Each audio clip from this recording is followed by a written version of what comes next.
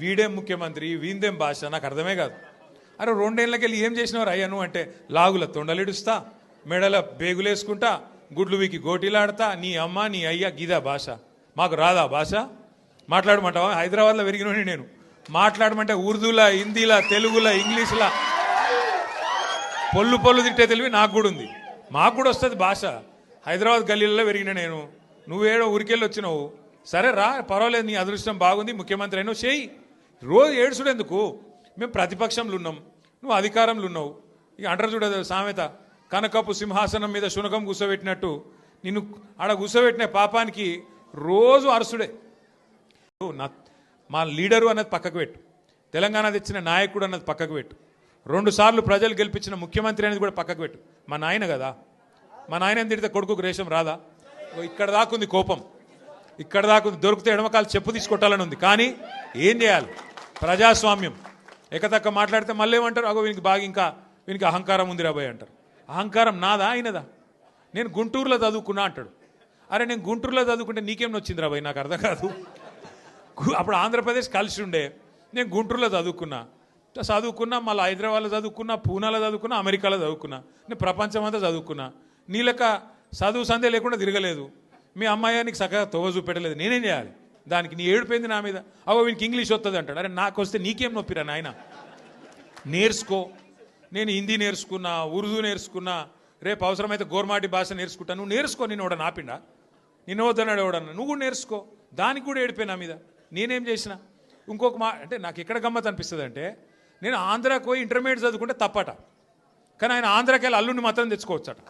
ఈ అమ్మ ఇది ఎక్కడ కథ రాబోయ్? అందుకే ఇక ఆయన పేరు ఏం పెట్టినట్టుగా నేను ఇట్లా లాభం లేదని చెప్పి మనోని పేరుగా అల్లుడు భీమవరం కదా, అందుకే ఈయన చిట్టినాయుడు పేరు కూడా భీమవరం పుల్లోడు అని పెడితే అయిపోతుంది. ఓకే వెలుగు భీమవరం పుల్లోడు మనకు నీతులు చెప్తున్నాడు. అరే ఆంధ్ర అంటే మరి ఆంధ్ర వల్ల ఓట్లు కావాలి, ఆంధ్ర వల్ల చుట్టూ తిరగాలి, కానీ మళ్ళీ ఆంధ్రాని మాత్రం నేను పోయి చదువుకుంటే నీకు నచ్చినది. నీకేం బాధ అవుతుంది? నాకు అర్థం కాదు. అంత టాలెంట్ ఉంటే చేయి శపథం. 1 కోటి మంది ఆడపిల్లలకు రేపటి నుంచే నెలకు 2,500 రూపాయలు ఇస్తాను, జనవరి 1 నుంచి శపథం చేయి, నేను చూస్తా. తులం బంగారం నేను జనవరి 1 నుంచి ఇస్తాను చెప్పు, శపథం చేయి. చెప్పు 4,000 పెన్షన్ సంక్రాంతికి వెళ్ళి ఇస్తా, 2 ఏళ్ళకి వెళ్ళి తప్పించుక తిరిగిన దొంగను నేను, కానీ ఇప్పుడు ఇస్తా సంక్రాంతికి వెళ్ళని చెప్పు దమ్ముంటే. గా శపథాలు చేయి. వీటితో ఏమవుతుంది? నీ ఉపన్యాసాలు, ఊకదంపు డైలాగులు ఏమొచ్చేది ఉన్నది? వాటితోని నోటి తీట తిరుగుతుంది తప్ప ఏం రాదు. మాకు రాదా తిట్టనికి? మాకు కూడా వస్తుంది, కానీ నీకు కాదు. నీ కుర్చీకి గౌరవం ఇచ్చి ఊకుంటున్నాం. కానీ ఒకటి మాత్రం నేను పక్కా చెప్తున్నా, దయచేసి మిమ్మల్ని అందరినీ కూడా కోరుతున్నా, మీరు మాత్రం హైదరాబాద్ జనాలకు మీకు పాదాభివందనం చేసినా, నేను ఏం చేసినా కూడా తక్కువనే నేను. ఎందుకంటే మామూలు విషయం కాదు. హైదరాబాద్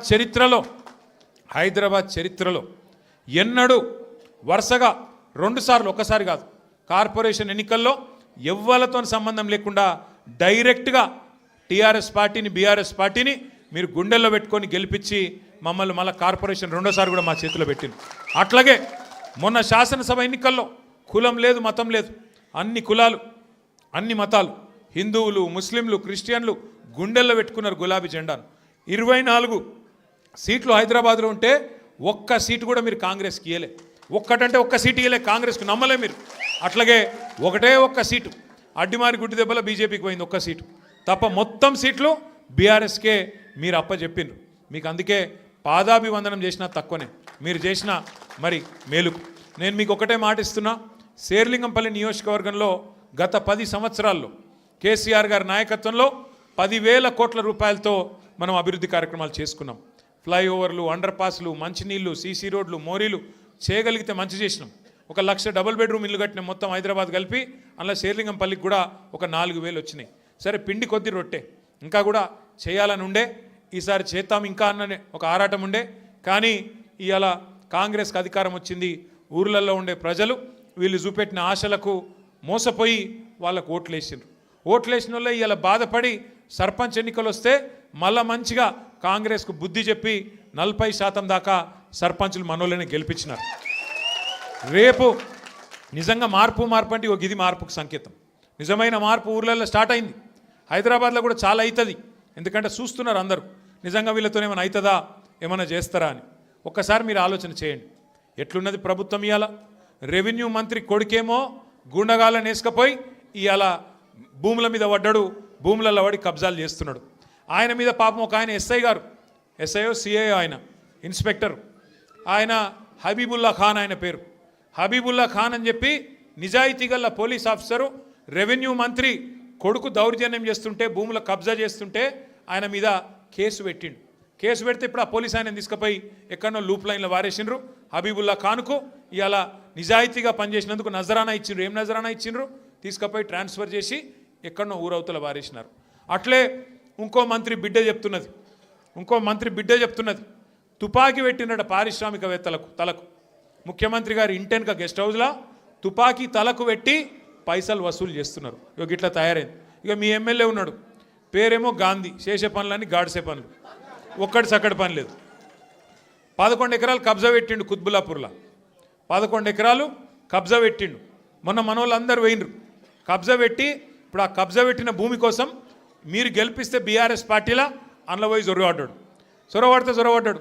ఎంత గలీజ్ అంటే పరిస్థితి, వీళ్ళ పరిస్థితి ఎట్లా తయారైందంటే ఎమ్మెల్యేలది మన పార్టీలోకి వెళ్ళిపోయి ఆ పార్టీలో చేరినోళ్ళది. ఇవాళ వాళ్ళు ఏ పార్టీ చెప్పుకోలేని పరిస్థితులు ఉన్నారు. ఏమాయిరాబాయ్ నువ్వు కాంగ్రెస్ పార్టీ బీఆర్ఎస్ పార్టీ అంటే ఎమ్మెల్యేలు స్పీకర్ గారికేమో మేము బీఆర్ఎస్ పార్టీ అని ఉత్తరం రాస్తున్నారు, బయటనేమో కాంగ్రెస్ కండువాలు వేసుకొని తిరుగుతున్నారు. ఇక స్పీకర్ గారేమో కళ్ళుండి చూడలేని ధృతరాష్ట్రుడు అయిపోయింది పాపం. ఆయన కనబడతలేదంట.